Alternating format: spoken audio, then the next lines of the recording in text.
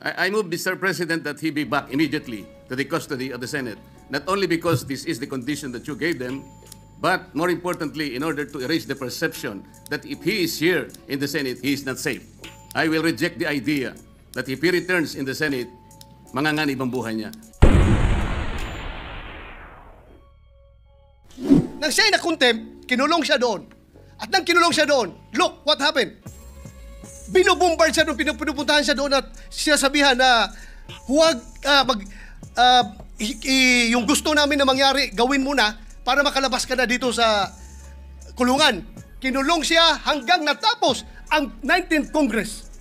So, Mr. President, sila ay takot sa kanilang ginagawa mismo. Hindi po yan gagawain ng Senado na mag-impluensya ng resource person. Never pa nangyari yan na mayroong pumunta doon sa baba, tinakot yung nakakulong, cited in contempt na resource person. Gawain nila yan sa House of Representatives.